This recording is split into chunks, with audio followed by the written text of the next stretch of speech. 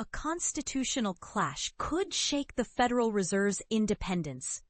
Lawyers representing Federal Reserve Governor Lisa Cook, who was nominated by President Joe Biden, are urging the Supreme Court to reject President Donald Trump's bid to fire her while her lawsuit challenging her removal is still pending. The case has stirred intense debate over the limits of presidential power and the autonomy of the central bank. During her nomination hearing before the Senate Banking Committee in Washington, D.C. on June 21, 2023, Lisa Cook outlined her vision for the Federal Reserve. But here's where it gets controversial. Trump claims he has the right to remove her, citing allegations of mortgage fraud related to two properties she owns in Ann Arbor, Michigan and Atlanta, claims she vehemently denies. In a Thursday filing with the Supreme Court, Cook's attorneys wrote, "The president's stay application asks this court to act on an emergency basis to eviscerate the independence of the Federal Reserve Board." Essentially, they argue that Trump's request would undermine the critical legal protections meant to keep the Fed insulated from political pressures. Trump is asking the Supreme Court to overturn lower court orders that currently prevent him from firing Cook while her legal challenge continues. In late August, he announced his intent to remove her, claiming she committed mortgage fraud by designating two separate properties as her primary residence. Cook has denied these accusations, which revolve around properties in Michigan and Georgia.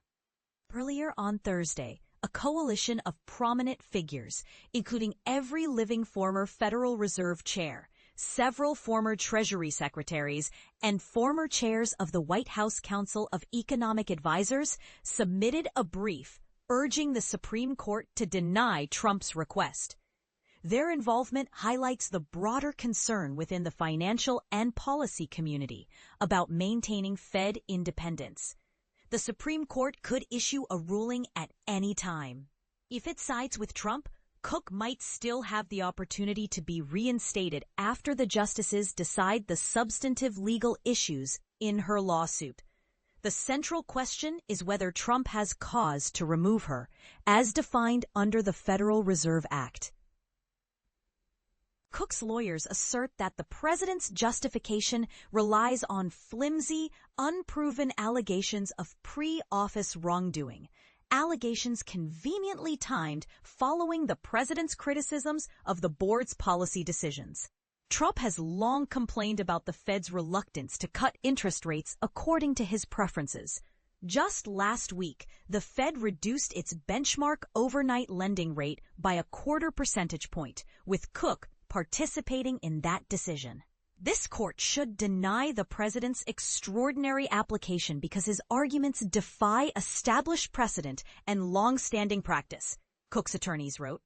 They argue that the case is still in its early stages and that additional fact-finding could prevent the Supreme Court from having to decide such high-stakes legal questions prematurely.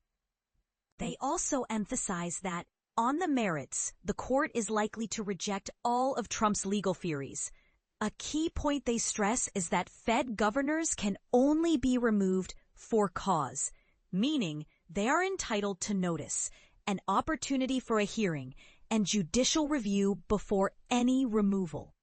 The filing further notes that the for cause standard is a meaningful protection for Fed governors and cannot be bypassed by charges related to actions predating their service on the board. The bottom line is this. Contrary to the president's boundless assertion of authority, there must be some meaningful check on the president's ability to remove Governor Cook, the filing concludes. Otherwise, any president could remove any governor for any reason, no matter how flimsy. That is not what Congress intended when it created protections for the Federal Reserve Board. And this is the part most people miss. This case isn't just about Lisa Cook. It could redefine the boundaries of presidential authority over independent institutions, sparking debates about political influence, legal precedent, and the very structure of American financial governance. What do you think? Should the president have the power to remove a Fed governor at will? Or is this a dangerous overreach? Share your thoughts in the comments.